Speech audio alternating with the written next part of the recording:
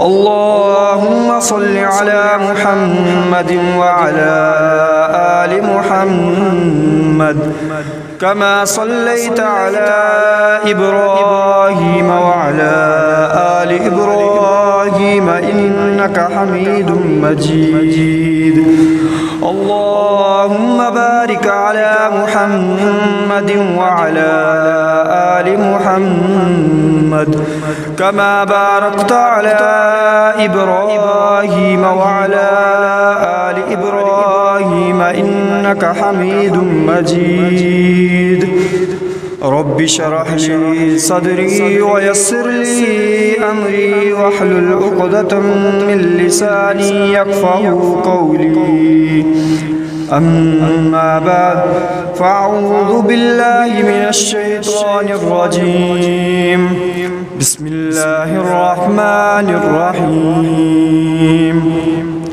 من عمل صالحا من ذكر أو أنثى وهو مؤمن فلنحيينه حياة طيبة ولنجزينهم أجرهم بأحسن ما كانوا يعملون صدق الله العظيم. تمام کی تمام تعریفات، تسبیحات، تحمیدات، تحلیلات اس رب العالمین کے لیے خاص ہیں جو علی کل شیء قدیر ہے، یفعل ما یرید ہے، کن فیکون ہے. ہر قسم کی حمد و ثنا، شہنشاہی، کبریائی، یکتائی اس اللہ سبحانہ و تعالی کی ذات اقدس کے لیے کہ جس نے ہمیں مسلمان بنایا اور کروڑوں اور لاکھوں درود و سلام سید الانبیاء والمرسلین، امام المقتدین والمتاخرین، امامنا فی الدنیا و امامنا فی الآخرہ حضرت محمد رسول اللہ صلی اللہ علیہ وسلم کی ذات گرامی پر کہ جنہوں نے ہمیں انسانیت کا اسلوب سکھایا، جینے کا ڈھنگ سکھایا.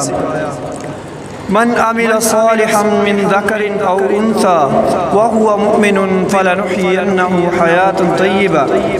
اللہ تعالیٰ نے تمام انسانوں کو مٹی سے پیدا کیا اور حضرت آدم علیہ السلام کو سب کا باپ بنا دیا. ایک اس لحاظ سے تو ہر انسان یعنی کہ اس کا باپ ایک ہے، لیکن وہ کئی اعتبارات سے ایک دوسرے سے مختلف ہے. کوئی کالا ہے تو کوئی گورا، کوئی چھوٹے قد والا، کوئی بڑے قد والا. معاشی حالات سے کوئی امیر ہے تو کوئی غریب، کوئی سخی ہے تو کوئی بخیل. ایمان و عمل کے اعتبار سے کوئی بڑھ چڑھ کر عمل کرتا ہے، کوئی اب نیکی کرنے کی طرف آتا ہی نہیں ہے. لیکن یہ سب کے سب ان کا نظریہ ایک ہی ہے کہ ہمیں خوشگوار اچھی زندگی حاصل ہو جائے. وہ کیسے ہوگی؟ میری آج کی گفتگو کا محور بھی یہی ہے کہ اچھی زندگی دنیا میں ہم کیسے گزار سکتے ہیں. ہر شخص کسی نہ کسی پریشانی میں گرا ہوا نظر آتا ہے. کوئی روزگار کی پریشانی، کوئی مال و کاروبار کی مشکلات کا سامنا کرتا ہے، کسی پر قرض کا بوجھ ہے، کسی کو جسمانی بیماریاں جینے نہیں دیتی، کسی کی لڑائیاں اتنی ہیں کہ وہ ڈر کے مارے سوتا بھی نہیں ہے، کسی کو بیوی بچوں کی نافرمانی کا خوف ہے. الغرض جتنی بھی یہ ہیں بیماریاں ہیں، مصیبتیں ہیں، ان کی نجات صرف قرآن اور حدیث ہے. اور آج ہم ان اصولوں پر بات کریں گے جن سے انسان اپنی زندگی اچھے طریقے سے جی سکتا ہے. نمبر ایک پہ ہے ایمان و عمل. جیسا کہ اللہ تعالیٰ اپنے قرآن میں فرماتے ہیں من عمل صالحا من ذکر او انثى وهو مؤمن فلنحيينه حياة طيبة ولنجزينهم أجرهم بأحسن ما كانوا يعملون. جو انسان نیک عمل کرے، خواہ وہ مرد ہو یا عورت، بشرط یہ کہ ایمان لانے والا ہو، مؤمن ہو، تو ہمیں اس سے ضرور بھی ضرور اچھی زندگی عطا فرمائیں گے اور اس کے نیک اعمال کا بدلہ بھی اس کو دیں گے. اور ایک دوسری جگہ اللہ تعالیٰ قرآن میں فرماتے ہیں والذین آمنوا وعملوا الصالحات طوبی لہم وحسن مآب. جو ایمان لائے اور انہوں انہوں نے نیک عمل کیے ہم ان کو ضرور اچھی زندگی عطا کریں گے۔ ان دونوں آیات میں اللہ تعالیٰ نے جس کو اچھی زندگی عطا کرنی ہے اس کے لیے دو شرطیں رکھی ہیں۔ وہ کون سی ہیں؟ کہ بندہ مومن ہو، عمل صالح کرنے والا ہو، اچھے اخلاق والا ہو۔ جو ان شرطوں پر پورا اترے گا اسے کوئی چیز نہیں روک سکتی کہ اللہ تعالیٰ اسے اچھی زندگی عطا کرے، کیونکہ اللہ تعالیٰ نے وعدہ کیا ہے اور اللہ اپنے وعدے کی خلاف ورزی نہیں کرتا۔ جیسا کہ اللہ تعالیٰ فرماتے ہیں ان اللہ لا یخلف المیعاد، بے شک اللہ تعالیٰ اپنے وعدے کی خلاف ورزی نہیں کرتا۔ یہ بات ہمیں جان لینی چاہیے کہ تمام انسانوں کی خیر و بھلائی عمل صالح میں ہی ہے۔ اگر انسان سچا مومن ہو، ایمان کے تقاضوں کو پورا کرنے والا، روزے رکھنے والا، حج ادا کرنے والا، لوگوں کی خیر خواہی کرنے والا، نیکی کا حکم دینے والا، گناہوں سے روکنے والا، رشتہ داروں سے حسن سلوک کرنے والا، سچے دامن کو پکڑنے والا، اور دوسری طرف ایسا بندہ جو شخص اللہ تعالیٰ کی دن رات نافرمانی کرتا ہے، نماز کی پابندی نہیں کرتا، روزے نہیں رکھتا، استطاعت کے باوجود حج نہیں کرتا، جھوٹ بولتا ہے اور اس کی طرف دعوت بھی دیتا ہے، اور لوگوں سے بدسلوکی بھی کرتا ہے، بد کردار ہے، بد اخلاق ہے، اللہ کے بندوں کا حق بھی مارتا ہے، تو ایسے بندے کو جان لینا چاہیے کہ اللہ تعالیٰ نے اس کے لیے قرآن میں کیا وعید رکھی ہے۔ وَمَنْ أَعْرَضَ عَنْ ذِكْرِي فَإِنَّ لَهُ مَعِيشَةً ضَنْكًا وَنَحْشُرُهُ يَوْمَ الْقِيَامَةِ أَعْمَىٰ۔ ان آیت کریمہ میں اللہ تعالیٰ نے خبردار کیا ہے جو میری آیات یعنی قرآن اور حدیث سے منہ موڑتا ہے ہم اس کا رزق تنگ کر دیتے ہیں، اس کی دنیا تنگ کر دیتے ہیں، اسے خوشحال زندگی سے محروم رکھ دیتے ہیں، اس کے علاوہ قیامت کے دن اس کو اندھا کر کے اٹھائیں گے۔ ہمیں واقعتاً چاہیے کہ خوشحال زندگی نصیب ہو تو ہمیں اللہ تعالیٰ کی احکامات، رسول اللہ صلی اللہ علیہ وسلم کے بتائے ہوئے احکامات پر عمل کرنا چاہیے، شیطان کی پیروی چھوڑ کر رحمان کی بندگی کرنی چاہیے۔ اللہ تعالیٰ سب سے بڑا حاکم ہے، اسی کی عبادت کی جائے، اس کے ساتھ کسی کو شریک نہ ٹھہرایا جائے، اسی کو داتا، رازق، خالق کو مالک، حاجت روا، مشکل کشا، کنج بخش، وہ سے اعظم تصور کیا جائے۔ ہم خالصتاً اللہ کی عبادت کریں گے تو اللہ ہمیں ضرور اچھی زندگی عطا کرے گا، ورنہ جو غیر اللہ کی نظر و نیاز پیش کرتے ہیں، غیر اللہ کو داتا، غیر اللہ کو حاجت روا، مشکل کشا، غیر اللہ کو مالک، خالق و رازق مانتے ہیں، تو ایسے شخص کو در بدر کی ٹھوکریں ہی نصیب ہوتی ہیں اور ذلت دنیا میں بھی اور آخرت میں بھی ہے، جیسے کہ اللہ تعالیٰ اپنے قرآن میں فرماتے ہیں وَمَن يُشْرِكْ بِاللَّهِ فَقَدْ حَرَّمَهُ اللَّهُ عَلَيْهِ الْجَنَّةَ وَمَأْوَاهُ النَّارُ وَبِئْسَ الْمَصِيرُ۔ جو شخص اللہ تعالیٰ کے ساتھ شرک کرے گا یقیناً اللہ نے اس پر جنت کو حرام کر دیا ہے اور جہنم کو واجب کر دیا ہے، وہ کتنا ہی برا ٹھکانہ ہے۔ یہ تھا ہمارا پہلا اصول اچھی زندگی گزارنے کا۔ اب دوسرا اصول نماز ہے۔ نماز جو اللہ تعالیٰ کا تقرب حاصل کرنے کا بہترین ذریعہ ہے، جیسا کہ نبی کریم صلی اللہ علیہ وسلم نے فرمایا اقرب ما یکون العبد من ربہ وہو ساجد فاکثر الدعاء۔ بندہ جب اپنے رب کے سامنے سجدے کی حالت میں ہوتا ہے تو اپنے رب کے زیادہ قریب ہوتا ہے، اس لیے تو کہا زیادہ سے زیادہ دعائیں کرنی چاہیے سجدے کی حالت میں۔ جس بندے کو اپنے رب کا تقرب حاصل ہو جائے وہ اللہ سے جو چاہے وہ مانگ سکتا ہے، جیسا کہ اللہ تعالیٰ نے قرآن میں فرمایا یا ایھا الذین آمنوا استعینوا بالصبر والصلاۃ ان اللہ مع الصابرین۔ اس آیت میں اللہ تعالیٰ نے اہل ایمان کو مخاطب کرتے ہوئے فرمایا ہر قسم کی مشکل پریشانی کے ازالے کے لیے اس کو دور کرنے کے لیے صبر اور نماز سے مدد طلب کرے، یعنی کہ جب بندے کو مصیبت آئے اسے چاہیے کہ اللہ تعالیٰ کے سامنے سجدہ ریز ہو جائے۔ اس سے معلوم ہوا کہ اللہ تعالیٰ صبر کرنے والے اور نماز پڑھنے والے شخص کی مدد فرماتا ہے اور اسے تمام مشکلات سے نجات دیتا ہے۔ گویا کہ نماز دکھوں اور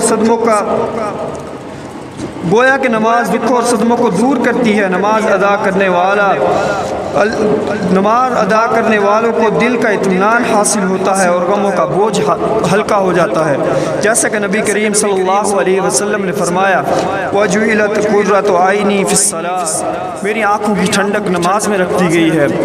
وہ تیسرا اصول توبہ استغفار ہے۔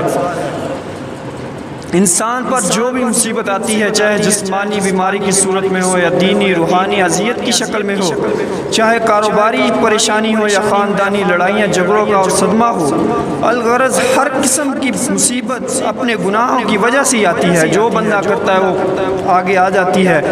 اس لیے ان سے نجات پانے کے لیے فوراً سچی توبہ کرتے ہوئے اللہ تعالیٰ سے معافی مانگنی چاہیے، کیونکہ اللہ تعالیٰ توبہ کرنے والوں سے محبت کرتا ہے، جیسا کہ اللہ تعالیٰ قرآن میں فرماتے ہیں ان اللہ یحب التوابین ویحب المتطہرین، اور اس کی پریشانیوں کو دور کرتا ہے۔ گناہ چاہے کتنا بھی بڑا ہو، اللہ کی رحمت وسیع ہے، اس سے بالا تر نہیں ہے، کیونکہ اللہ تعالیٰ نے فرما دیا لا تقنطوا من رحمت اللہ، حدیث قدسی ہے۔ اللہ تعالیٰ فرماتے ہیں میرا بندہ اگر میرے پاس زمین و آسمان کے خلاف برابر بھی گناہ لے آئے، شرط یہ ہے کہ اس میں شرک نہ ہو، کسی غیر اللہ کو پوجا نہ ہو، غیر اللہ کی نظر و نیاز نہ چڑھائی ہو، میں اس کو ضرور بخش دوں گا، جیسے غفرت لک علی ما کان منک ولا ابالی۔ توبہ استغفار سے جو فائدہ حاصل ہوتے ہیں میں ان کا تذکرہ اللہ تعالیٰ اپنے قرآن میں خود فرماتے ہیں فَقُلْتُ اسْتَغْفِرُوا رَبَّكُمْ إِنَّهُ كَانَ غَفَّارًا يُرْسِلِ السَّمَاءَ عَلَيْكُمْ مِدْرَارًا وَيُمْدِدْكُمْ بِأَمْوَالٍ وَبَنِينَ وَيَجْعَلْ لَكُمْ جَنَّاتٍ وَيَجْعَلْ لَكُمْ أَنْهَارًا۔ جو اللہ تعالیٰ سے توبہ استغفار کرتا ہے، اللہ تعالیٰ اس کے مال اولاد میں نہایت ہی اضافہ کر دیتے ہیں، جن سے انسان خوش ہو جاتا ہے، سعادت مندی کی علامت ہوتی ہے تو استغفار سے حاصل ہو جاتی ہے، جیسا کہ نبی کریم صلی اللہ علیہ وسلم نے فرمایا جب بندہ کوئی گناہ کرتا ہے تو اللہ سے توبہ کرتا ہے تو ایسے ہو جاتا ہے جیسے اس نے کوئی گناہ کیا ہی نہیں ہے۔ الطائب ذنبہ کمن لا ذنب لہ، نبی کریم صلی اللہ علیہ وسلم نے فرمایا انسان غلطی کر بیٹھتا ہے، انسان سے غلطی ہو جاتی ہے، کل بنی آدم خطاؤون وخیر الخطاء التوابون، یعنی کہ ہر بندہ غلطی کرتا ہے لیکن بہترین وہ ہے جو اللہ سے توبہ، غلطی تو کر بیٹھتا ہے لیکن اللہ تعالیٰ سے توبہ بھی کر لیتا ہے۔ چوتھا اصول دعا ہے، یعنی اللہ تعالیٰ سے خوشگوار مشکلات اور غموں سے صدموں سے نجات پانے کا سوال کرنا، کیونکہ خوشحال کے تمام خزانوں کی چابی اللہ رب العزت کے پاس ہی ہیں اور مصیبتوں کو دور کرنے والا بھی اللہ ہی تعالیٰ ہے، جیسا کہ نبی کریم صلی اللہ علیہ وسلم نے فرمایا کہ کوئی بندہ جب اللہ تعالیٰ کی طرف ہاتھ اٹھا کے دعا کرتا ہے تو اللہ تعالیٰ کو شرم آتی ہے کہ اس کے ہاتھ خالی لٹا دے۔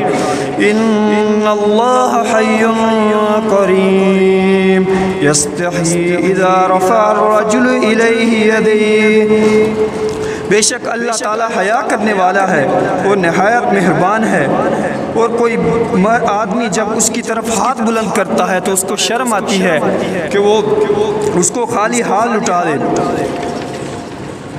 دعا کی قبولیت کی کچھ صورتیں ہوتی ہیں، جیسے آج کل ہم دعا کرتے ہیں قبول نہیں ہوتی، لوگ کہتے ہیں کہ ہم دعا کرتے ہیں قبول نہیں ہوتی۔ اللہ تعالیٰ نے اس کی 3 صورتیں بنائی ہیں کہ اللہ تعالیٰ جب بندہ دعا کرتا ہے اسی وقت قبول کر لیتے ہیں، یا اس کی دعا کو آخرت کے لیے ذخیرہ بنا دیتے ہیں۔ وہ تیسرا یہ ہے کہ اس پر آنے والی کوئی مصیبت کو اس سے دور کر دیتے ہیں۔ آخرت میں جب دنیا میں جس بندے کی دعائیں قبول نہیں ہوگی وہ آخرت میں دیکھے گا اے اللہ یہ کیا ہے، میں نے تو یہ نیکیاں کی نہیں، تو اللہ تعالیٰ کہے گا یہ وہ ہے جو دعا کرتا تو میں نے آخرت کے لیے تجھے ذخیرہ بنا لیا، تو بندہ تب خواہش کرے گا کاش کہ میری دنیا میں کوئی دعا قبول ہوئی نہ ہوتی۔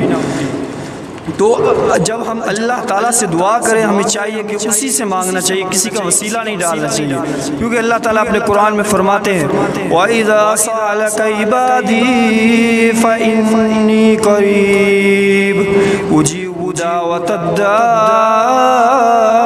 إِذَا دَعَانِ فَلْيَسْتَجِيبُوا لِي وَلْيُؤْمِنُوا بِي۔ اور جب میرے بندے آپ سے میرے متعلق پوچھیں تو میں قریب ہوں، کہہ دو کہ میں قریب ہوں۔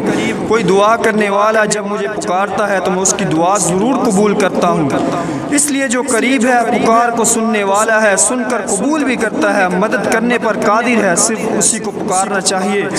دعا خصوصاً قبولیت کے اوقات میں کرنی چاہیے، مثلاً سجدے کی حالت میں، اذان و اقامت کے درمیان، جب اللہ تعالیٰ رات کے آخری پہر میں جب آسمان دنیا پر آتے ہیں تو اللہ تعالیٰ پکار کر کہتے ہیں من یدعونی فاستجیب له، کوئی ہے مانگنے والا میں جس کو عطا کروں، کوئی ہے مجھ سے بخشش طلب کرنے والا کہ میں اس کو معاف کر دوں، کوئی ہے مجھ سے اولاد مانگنے والا کہ میں اس کا اولاد عطا کر دوں، لیکن ہم اپنے سکون سے سوئے ہوتے ہیں۔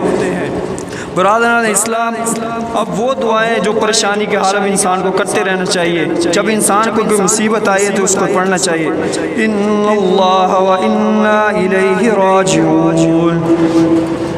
نبی کریم صلی اللہ علیہ وسلم نے دعائے یونس بتائی، لا الہ الا انت سبحانک انی کنت من الظالمین۔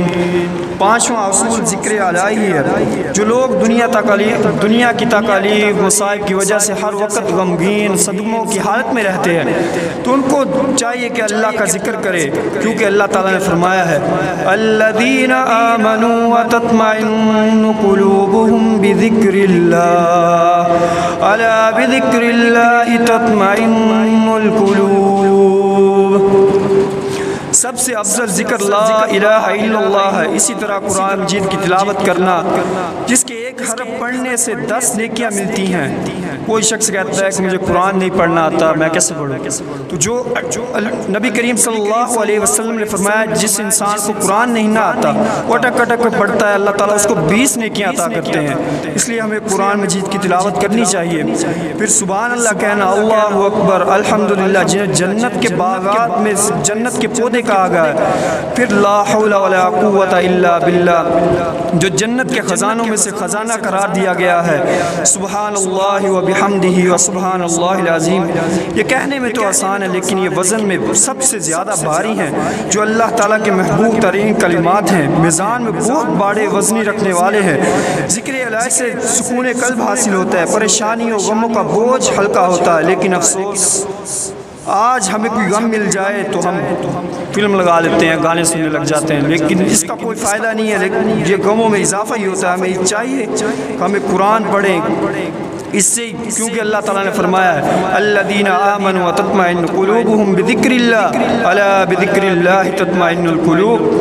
چھٹا اصول شکر ہے۔ اللہ تعالیٰ نے بے شمار نعمتیں ہمیں عطا فرمائی ہیں، بلکہ فرما دیا وَإِن تَعُدُّوا نِعْمَةَ اللَّهِ لَا تُحْصُوهَا۔ اتنی نعمتیں ہیں کہ بندہ شمار کرنا چاہے تو اس کا شمار نہیں کرتا۔ ہمیں کم ملتا ہم شکر نہیں کرتے، یار تھوڑا ملیا یہ وہ ہے، لیکن اللہ تعالیٰ فرماتے لَإِن شَكَرْتُمْ لَأَزِيدَنَّكُمْ وَلَإِن كَفَرْتُمْ إِنَّ عَذَابِي لَشَدِيدٌ۔ اگر تم شکر کرو گے، تھوڑے پر بھی شکر کرو گے تو میں تمہیں زیادہ دوں گا، اگر تم کفر کرو گے تو بے شک میں بہت سخت عذاب دینے والا ہوں۔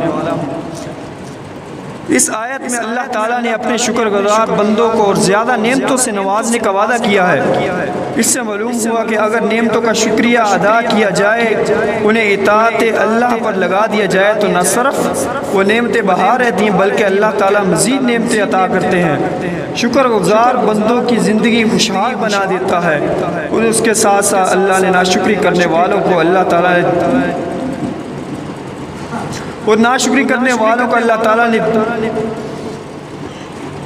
اور ناشکری کرنے والوں کو اللہ تعالیٰ نے تنبیہ بھی کی ہے کہ وہ ان کی ناشکری ان پر گراں گزرے گی. وَلَئِن كَفَرْتُمْ إِنَّ عَذَابِي لَشَدِيدٌ. اگر وہ شکر نہیں کریں گے تو میں البتہ تم کو ضرور عذاب دوں گا. اسی طرح اللہ تعالیٰ نے فرمایا مَا يَفْعَلُ اللَّهُ بِعَذَابِكُمْ إِن شَكَرْتُمْ وَآمَنْتُمْ وَكَانَ اللَّهُ شَاكِرًا عَلِيمًا. اگر تم چاہتے ہو کہ اللہ تعالیٰ تم پر عذاب نہ بھیجے تو اللہ تعالیٰ کا ہر حال میں شکر کرتے رہنا چاہیے، ہر وقت اس کا شکریہ ادا کرنا چاہیے. اس آیت میں اللہ تعالیٰ اگر سچا مومن اللہ تعالیٰ کا شکر گزار ہو، اللہ خواہ اسے آزمائش میں مبتلا نہیں کرتے بلکہ وہ بندوں کا امتحان ہوتا ہے. اس پر شکر لانے کی ایک کیفیت ہوتی ہے کہ بندہ کسی وقت میرا شکر تو کرے، لیکن ہم دعا نہیں کرتے، آگے سے شکوے گلے کرتے رہتے ہیں. پھر اتنی مصیبت کیوں کہ نبی کریم صلی اللہ علیہ وسلم نے افلا احب ان اکون عبدا شکورا. اللہ تعالیٰ نے نبی کریم صلی اللہ علیہ وسلم کی تمام جو گناہ تھے مٹا دیے، لیکن نبی کریم صلی اللہ علیہ وسلم رات کو اتنا لمبا قیام کرتے کہ آپ کے پاؤں میں سوجن آ جاتی، پاؤں سوج جاتے. تو حضرت عائشہ رضی اللہ تعالی عنہ نے کہا افلا احب ان اکون عبدا شکورا. اللہ تعالیٰ نے آپ کو سب کچھ معاف کر دیا، آپ تھوڑا سا قیام کم کر لیا کرے. تو نبی کریم صلی اللہ علیہ وسلم نے فرمایا جس رب نے مجھے اتنی نعمتیں عطا کی ہے میں کیا اس کا شکر گزار نہ ہوں. ساتواں اصول صبر ہے. دنیا میں سعادت مندی خوشحالی کا ساتواں اصول صبر ہے. یعنی کہ کسی بندہ مومن کو جب کوئی پریشانی یا تکلیف پہنچے تو وہ اسے برداشت کرے، اس پر صبر کرے، اللہ کی تقدیر پر رضا مندی کا اظہار کرتے ہوئے اور اس پر اللہ تعالیٰ کے اجر و ثواب کا طالب ہو. جو اللہ تعالیٰ اس کے اجر و ثواب میں سکون قلب سے نوازتے ہیں. دنیا میں ہر مومن کے مقدار میں مقدر میں اللہ تعالیٰ نے کوئی نہ کوئی آزمائش لکھی ہوئی ہے. جیسے اللہ تعالیٰ فرماتے ہیں وَلَنَبْلُوَنَّكُمْ بِشَيْءٍ مِّنَ الْخَوْفِ وَالْجُوعِ وَنَقْصٍ مِّنَ الْأَمْوَالِ وَالثَّمَرَاتِ وَبَشِّرِ الصَّابِرِينَ. اور ہم تمہیں ضرور آزمائیں گے کچھ خوف، بھوک، مال کی کمی سے. تو نبی کریم صلی اللہ علیہ وسلم نے صبر کرنے والوں کو خوشخبری سنا دی کہ جنہیں کوئی مصیبت پہنچتی ہے تو وہ کہتے ہیں ہم یقیناً اللہ کے ساتھ ہیں، اسی کی طرف لوٹ جانا ہے. اور اسی یعنی کہ کہتے ہیں اِنَّا لِلَّهِ وَإِنَّا إِلَيْهِ رَاجِعُونَ. ان آیات میں اللہ تعالیٰ جو بندہ صبر کرتا ہے اللہ تعالیٰ اس کو وہاں سے رزق دیتے ہیں جہاں کو اس کا وہم و گمان بھی نہیں ہوتا. وَمَن يَتَّقِ اللَّهَ يَجْعَلْ لَهُ مَخْرَجًا. گویا کہ صبر ایک ایسی چیز ہے جو اس کو اختیار کرتا ہے اسے اللہ کی طرف سے خوشنودی اور زندگی میں راحت نصیب ہوتی ہے اور اللہ اسے اپنے فضل و کرم سے نوازتا ہے. آزمائش کوئی بھی ہو، چھوٹی ہو یا بڑی، جسمانی ہو یا روحانی، ہر قسم کی آزمائش مومن کے لیے باعث و خیریت و برکت کا باعث بنتی ہے. جیسا کہ نبی کریم صلی اللہ علیہ وسلم نے فرمایا جب کسی مومن کو تکلیف پہنچتی ہے تو اس کے گناہ ایسے گرتے ہیں جیسے درختوں سے پتے گرتے ہیں. جب کسی مومن کے دو وصف شکر اور اکٹھے ہوتے ہیں تو اس کو جان لینا چاہیے کہ اس کے لیے خیر کثیر ہے. مصیبت پر مومن صبر و تحمل کا دامن نہیں چھوڑتا. اگر یہ آزمائش میں اللہ تعالیٰ کی تقدیر پر راضی ہو جاتا ہے تو اس کے لیے خیر کثیر ہے. تو اللہ تعالیٰ نے فرمایا رسول اللہ صلی اللہ علیہ وسلم نے اپنے فرمان میں فرمایا ما یصیب المسلم من نصب ولا وصب ولا هم ولا حزن ولا عزن ولا غم حتى شوكة يباشرها إلا كفر الله من خطاياه ولا سكن. ہم نے خطبے کے آغاز میں دو سوال کیے تھے کہ ایک خوشگوار زندگی کا حصول کیسے ممکن ہے اور کامیاب زندگی کے حصول کون سے ہیں، اور دوسرا طریقہ یہ ہے کہ دنیا میں پریشانیوں، مصائب اور دکھوں سے نجات پانے کے اصول ہیں. ہمیں امید ہے کہ ان دونوں اصولوں کے جوابات کافی حد تک آپ کو سمجھ آ چکے ہوں گے، لیکن اختصار کے ساتھ اگرچہ ان اصولوں پر بہت لمبی گفتگو کی جا سکتی ہے، لیکن میں اللہ تعالیٰ سے دعا گو ہوں کہ جو ہم نے سنایا اس پر عمل کرنے کی توفیق عطا فرمائے. وآخر دعوانا الحمدللہ رب العالمین.